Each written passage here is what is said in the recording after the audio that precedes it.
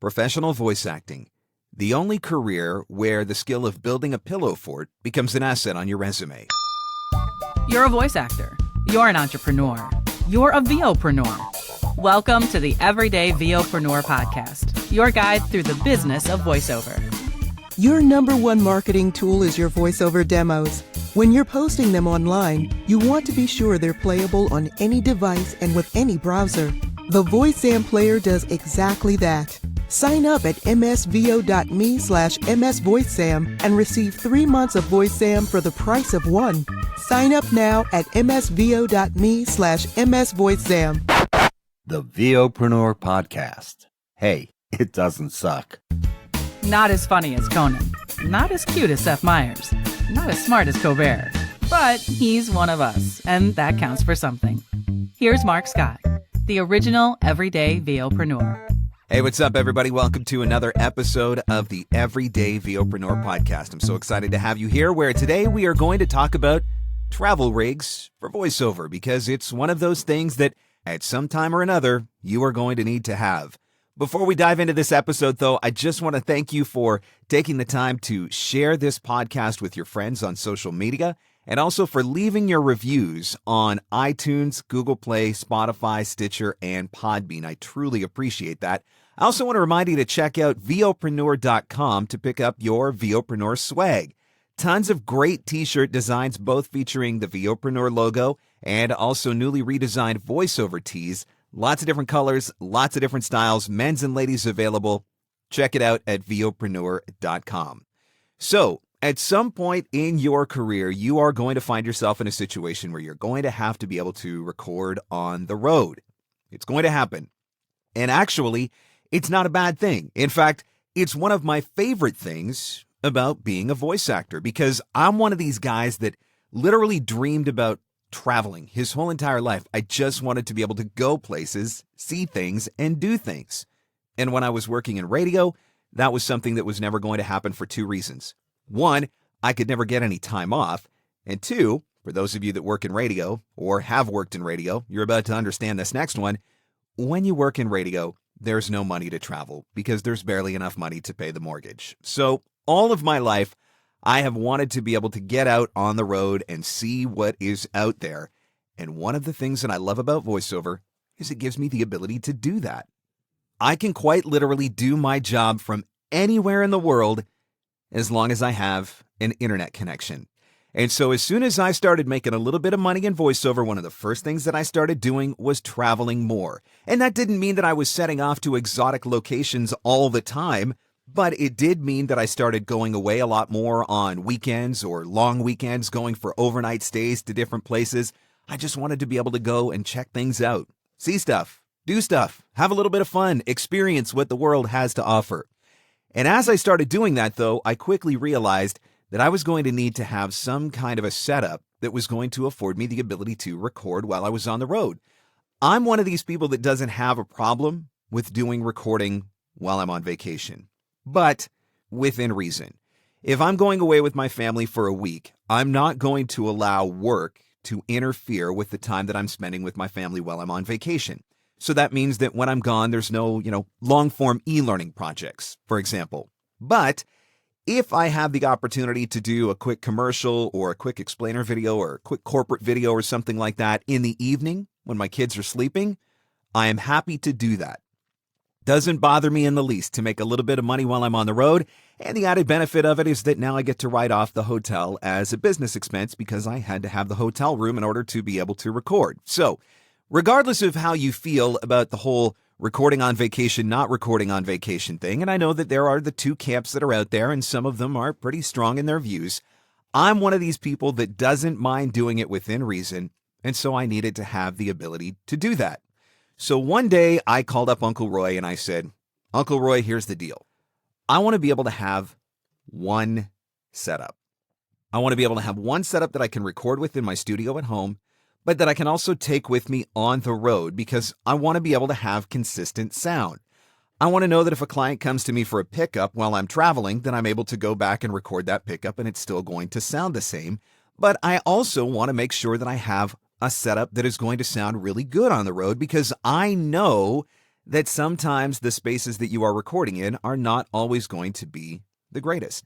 And that is when Uncle Roy pointed me in the direction of the Sennheiser 416, one of the most beloved mics in voiceover. And I will tell you what, the reason why I love it is because I literally can record with it anywhere. And I have pretty much recorded with it anywhere. I've recorded in hotels, I've recorded in closets, I've recorded in vehicles. I've recorded in some crazy places.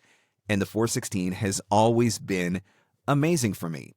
And just like I needed, when a client comes to me and says they need a pickup or something like that, I can go and record with my 416 wherever I am, and there's usually no issue whatsoever with consistency of sound.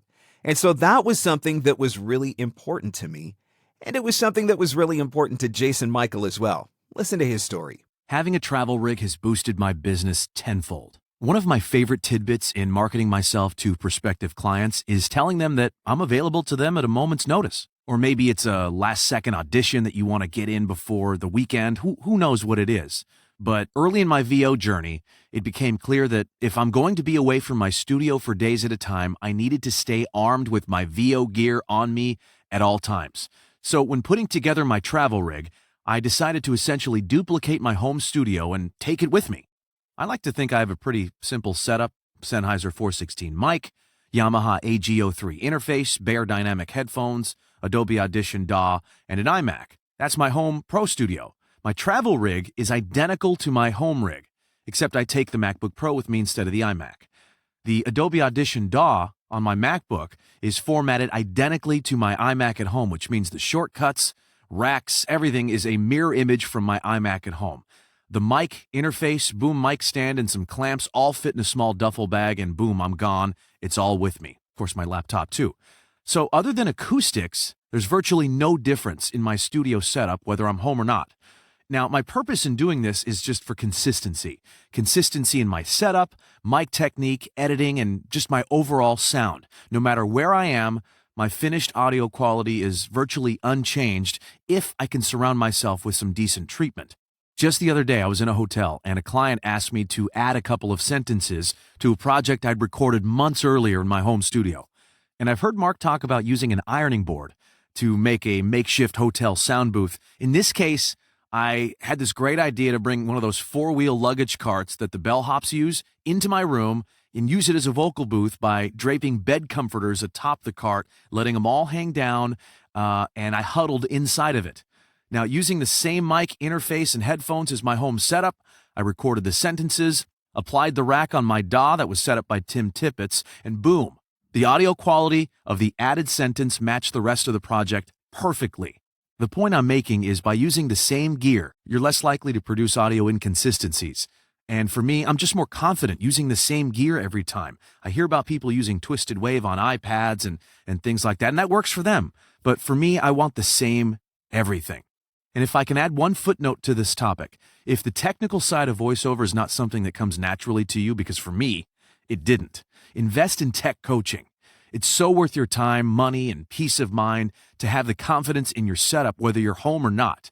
And as odd as it sounds, if you're confident about the tech in your booth, no matter where you are, it'll make you a more confident voice actor.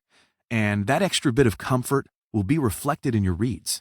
Same rig for home and the road. Same thing as I do. Consistency in sound, absolutely essential. And one other point that Jason makes that is so important: invest in tech coaching. Whether you want to believe it or not, whether you want to accept it or not, when you decide to get into this business, you are choosing to become an engineer, at least within reason. You're going to have to be able to set up your stuff. You're going to have to be able to make it sound good. You're going to have to be able to do editing for your audio. And the better that you are with that, the easier that is going to be for you, particularly when you're recording on the road outside of your usual studio space. It's really great to be at home in your studio and have a stack set up or whatever. All you have to do is push a button and boom, you record and everything sounds beautiful. But it doesn't always work that way when you're on the road. So investing in some tech coaching, learning how to do some of this stuff, getting more comfortable and confident with your software, and learning a little bit about how sound works and the dynamics of how sound works so that you can set up while you're on the road is also really important. So that is a great point that Jason makes. And that's where I always say, talk to somebody like Uncle Roy or talk to somebody like Dan Leonard. Talk to somebody like Tim Tippett or George Whittam. Spend some time with these guys, getting them to teach you a few things. And particularly if you're going to be doing a lot of traveling, spend some time with them, getting them to help you dial in your travel rig. It's going to make a huge difference. Now, for those of you that did want to know what my particular audio chain is, pretty simple stuff. I've got my 416 that goes into my Yamaha AG03. That goes into my MacBook Pro, and I use Adobe Creative Cloud for all of my editing, which I'm a huge fan of Adobe. Really great software, and it has some really great noise reduction capabilities as well, which sometimes that can come in handy depending on the space that you are recording in while you're on the road. Now, one of the things that you will learn in this industry is that sometimes clients need stuff in a hurry. My clients have actually come to expect that from me.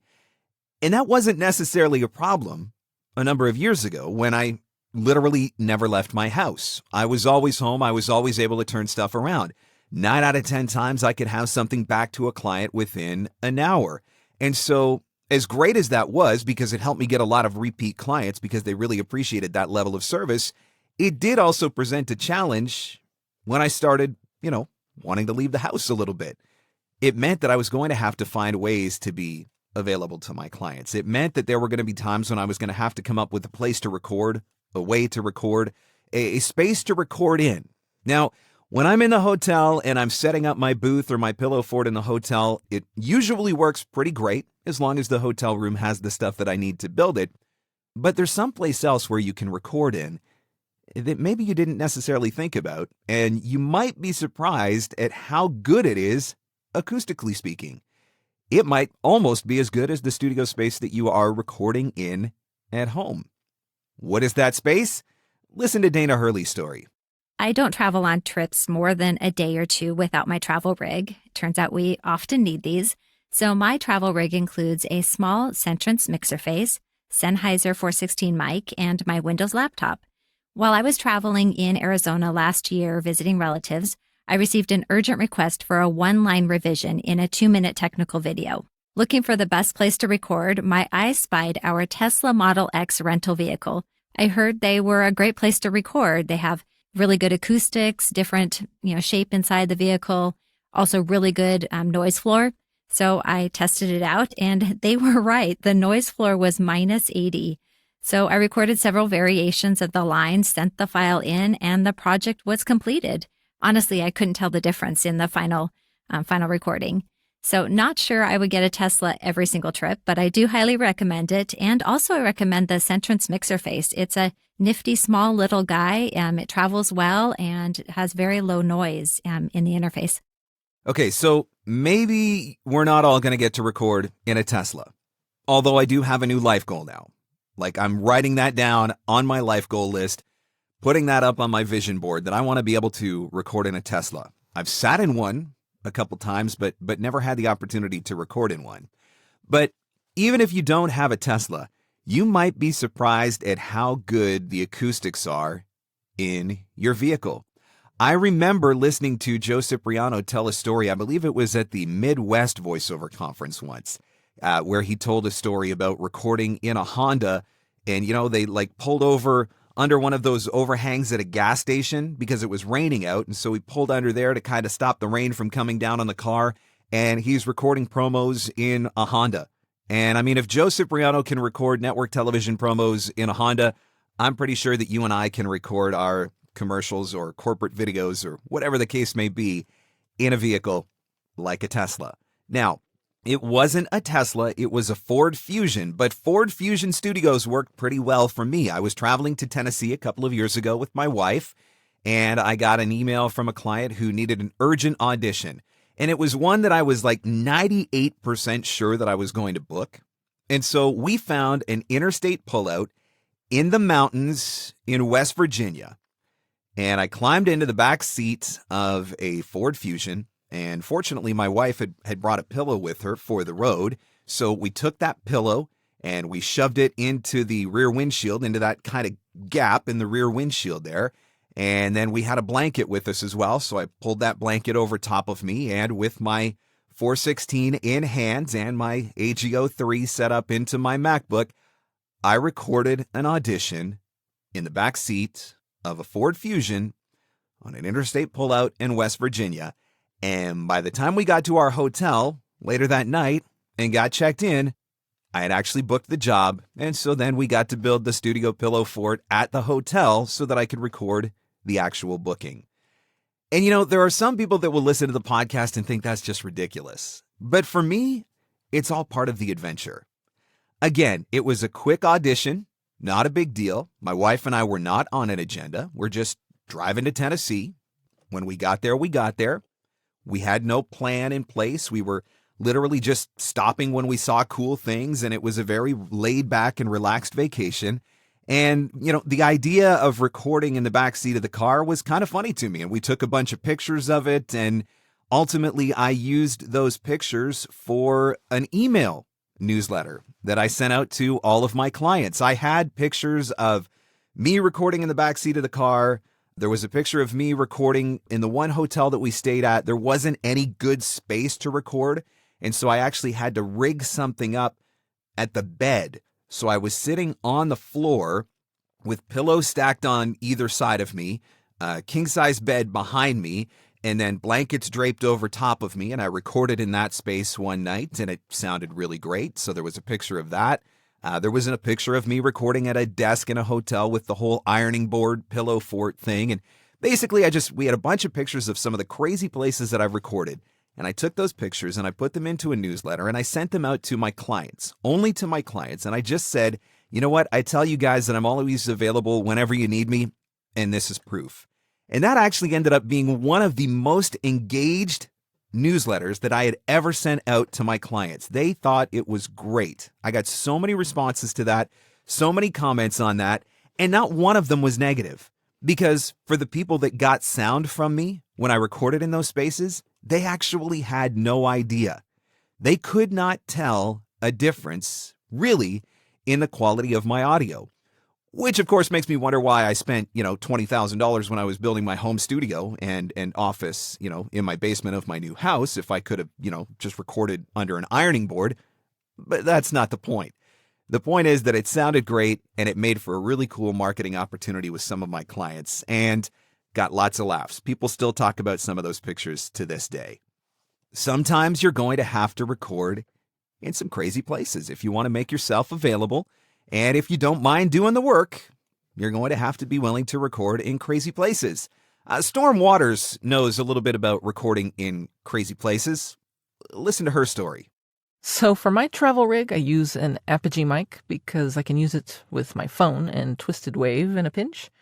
I used to record on my car every now and again, and that's kind of why I got this Apogee, because I fully anticipated using the Apogee in the car if I needed to. Except the problem is I carpool to the day job, so I needed to record a quick pickup for an on-hold message that I'd recorded the night before in my booth. So there I was at the day job, no car to go to. So I just set the Apogee up right there on my desk, bundled up my sweater around it, did a quick take, and done. Now, I don't want to panic anyone. This was on break. Luckily, the folks who share my office area, they were still on the record. Otherwise, would have gotten a little noisy.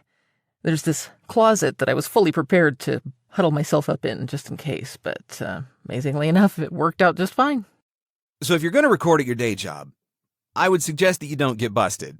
And I would suggest that you do it like Storm did. Make sure that you're on a break or make sure that you're on lunch or something like that. But hey, sometimes you got to do what you got to do, especially if you're working the 9 to 5 and you're trying to make your way towards full-time voiceover. If your boss is okay with it, if you have the ability to get away with it, and if you can make some decent sound, why not record some auditions while you're at work on your day job, getting yourself closer to that goal of moving into full-time.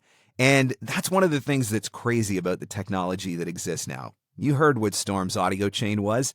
Being able to hook a microphone into an iPad and record right there at her desk. It's amazing how far we've come. It wasn't that long ago that you had to go into a studio to do this stuff. I mean, when I started in radio, which was in the mid-90s, all of the studios still had record players and reel-to-reel machines and cart decks and CDs. The one station that I worked at, one of the first stations that I worked at, had just got a computer that had the most antiquated audio editing software on it that they actually it was so bad and so slow that they would rather do stuff live to tape or on reel to reel. So I remember what those days were like. I know what it was like to have to go into the studio and record. And now it's literally an Apogee mic plugged into an iPad at your desk. And that's pretty crazy that we have the technology to be able to do that. So I get asked all the time about what my setup is when I'm recording. So let me give you a few tips for recording in a hotel room. First and foremost, when you're booking your room, you want to make sure that you request a room away from the elevators. They tend to be a really high traffic area. There's extra noise from the elevator, noise while people are standing waiting for the elevator. So I always make a point of booking away from the elevator. And in fact, I'm a Hilton Honors member. And in my Hilton Honors profile, there's an option for me to put in room preferences. And so I have it checked right in my room preferences that I want a room away from the elevator. So getting away from the elevator and also from the vending machines is really important because the ice maker makes noise and, people are going to the ice maker and the vending machines at all hours of the day and night. So trying to stay away from those areas, always a really good idea. You also want to avoid rooms that are near any kind of common areas. So maybe that's the swimming pool, maybe it's, meeting rooms or something like that. But any kind of common areas, got to stay away from those. I like to try and book rooms that are closer to the end of the hallway. Doesn't tend to be nearly as much traffic, so it definitely tends to be a little bit quieter. Also, you want to look at the geography of where your hotel is. So for those of you that were at VO Atlanta in 2018, and we were staying at that Marriott, my hotel room, I literally could spit off my patio and land it on an airplane. That's how close I was to the runway. Not much that I could do about it. That was the hotel that we stayed at. But when I'm traveling on my own, I do pay attention to things like that. If you're in a really busy area, try to book something that doesn't face a highway or a runway, because those two things are obviously going to create a lot of noise. So whenever possible, I try to find a hotel that's maybe a little bit further away, or I try to book on the back side, at least book a room on the back side so that I'm not directly facing the interstate. So that's another good tip. When you get into the room, you got to unplug the fridge and you got to make sure that you remember to turn the HVAC unit off because those two things are going to create a lot of noise for you.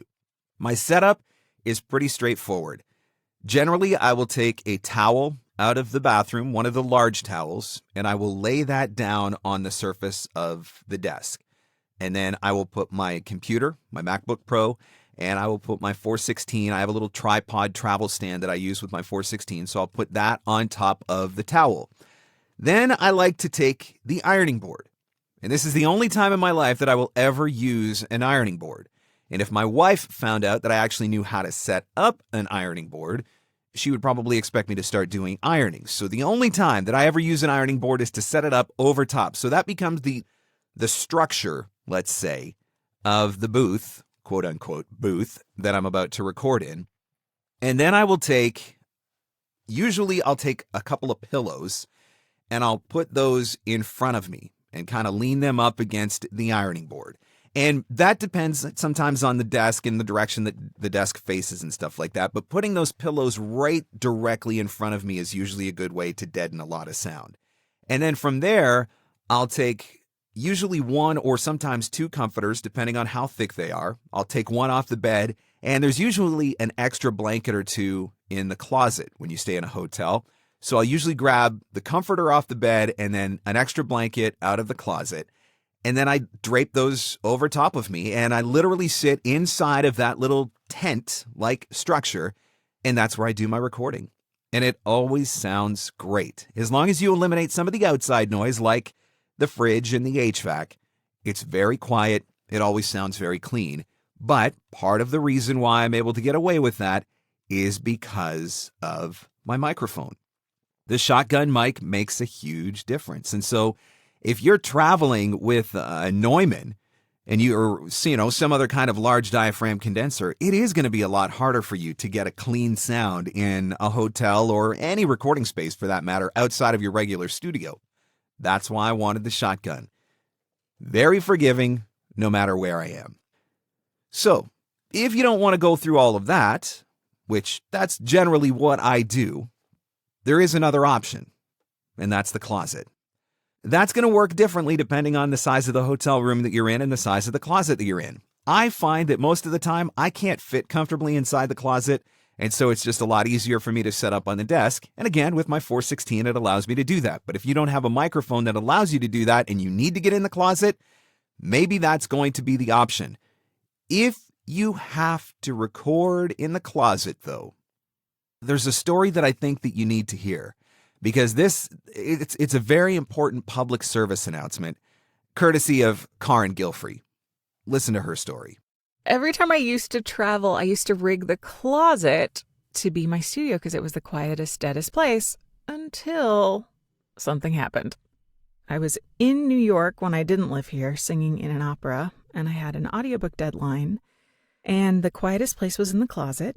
So I got a bunch of pillows, and I got my iPad, and I got my microphone, and I put my computer outside the door, and I hit record, and I closed the door, and I started recording, and I made a mistake. So I thought, we're really not very far along in this recording. Let me just open the door and stop the computer and start it again.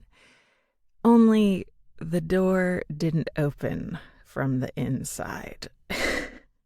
And I was stuck in the closet for about 45 minutes.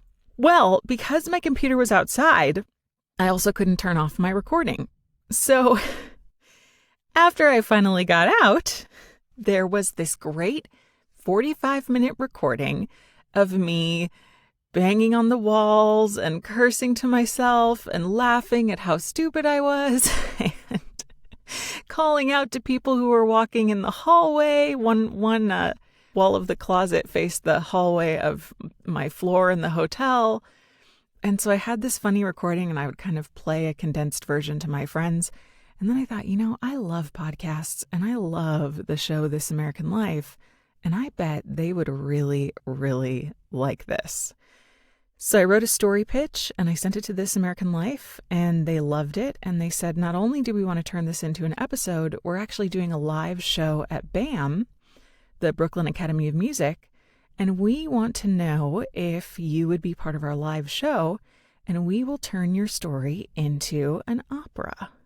I'm an opera singer, and so I said yes, of course. And I got to hire all my friends, and Philip Glass, the composer, who is the cousin of Ira Glass, who is the host of This American Life, actually wrote me a little aria. The rest of the opera was written by this very awesome, wonderful, up-and-coming composer, Matt O'Coin. And it was a great, hilarious, wonderful experience. And you can listen to it if you go to thisamericanlife.org and look it up. But I no longer put myself in closets when I'm on the road. Now, actually, that's not true. If I know I'm going somewhere that has a nice closet, I'll often go on Amazon and I will ship myself some moving blankets and command hooks before I arrive. And because they're fairly cheap, and I will, put moving blankets and command hooks, because they come off with no damage, all over the inside of the closet. But I always make sure that it opens from the inside first. My other travel rig is I'll take something like something that kind of becomes the bones of a structure. So at my parents' house, I use a piano bench. I put it on top of a table. The sides of it, I cover in pillows, and of course, I put some kind of a blanket or some kind of a towel or something down on the desk top first. Then the piano bench on top of the desk. Then pillows all around the sides of the piano bench. My microphone inside, and then I take a duvet and I put the duvet over the entire structure and over my head, and that works really nicely. And there's no chance of me getting stuck inside. So the moral of the story is, don't lock yourself in the closet. Although it worked out pretty well for me, but still, check the door. Karen actually sent me the audio clip, shorter edited version of her adventures being locked in the closet. And I know I shouldn't laugh because I felt really bad for her, but at the same time, holy man, it was hilarious. And so I'm glad that she was ultimately able to get out. And obviously it's worked out very well for her.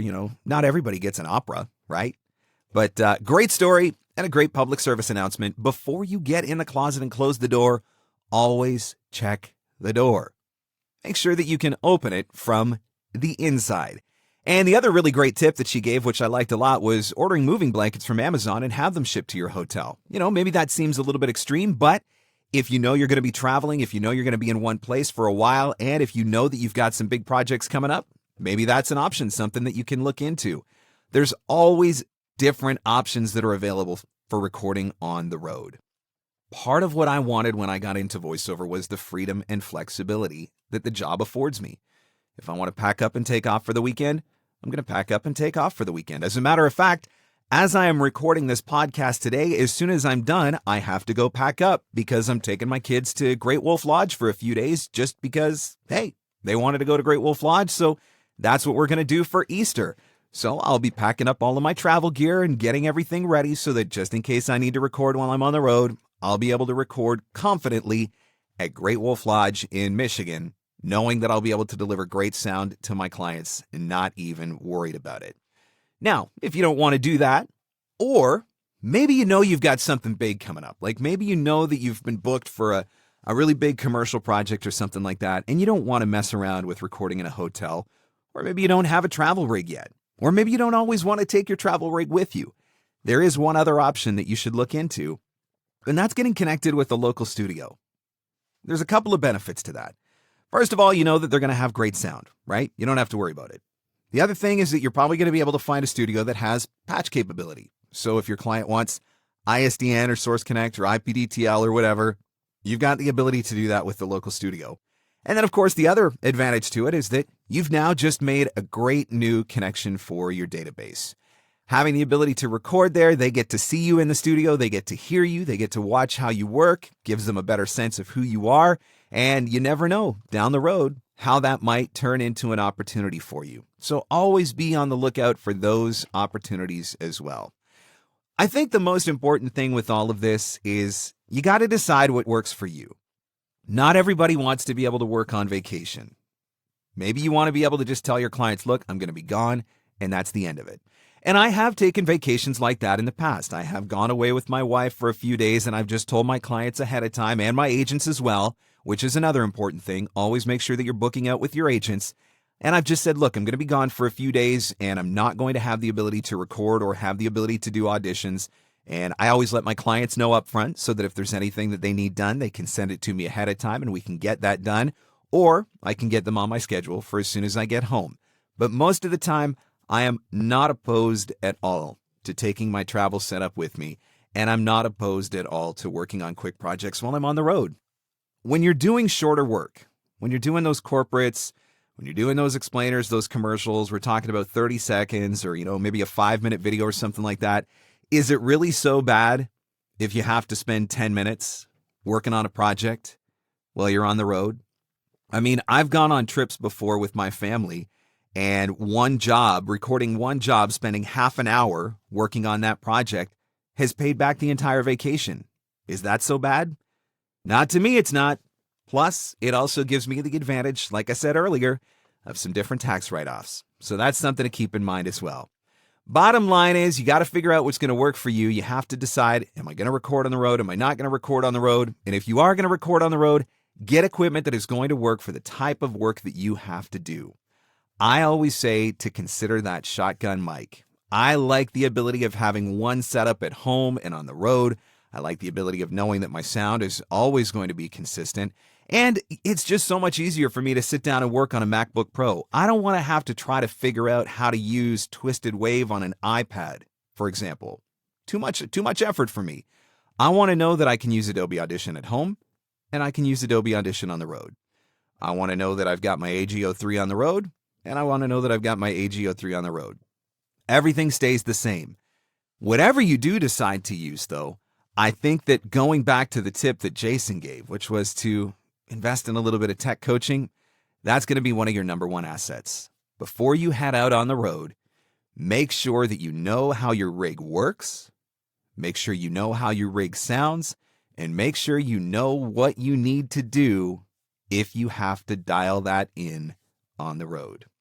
Guys, thanks so much for checking out another episode of the podcast. This was a fun one. I'm looking forward to hopefully, maybe doing a little bit of recording on the road, like I said, from Great Wolf Lodge, and I'll snap some pictures and let you know how it goes because, hey, if there's one thing that we as voice actors love to do, it is taking pictures of the pillow forts that we build in hotels and posting them all over Facebook.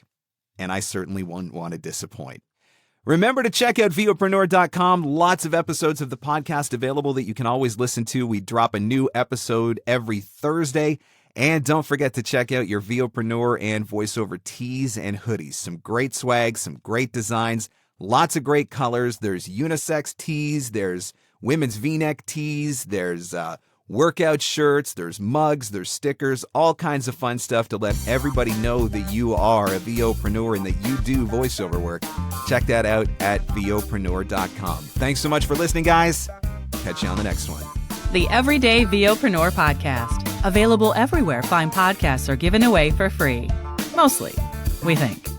Your number one marketing tool is your voiceover demos. When you're posting them online, you want to be sure they're playable on any device and with any browser. The VoiceZam player does exactly that. Sign up at msvo.me/msvoicezam and receive 3 months of VoiceZam for the price of one.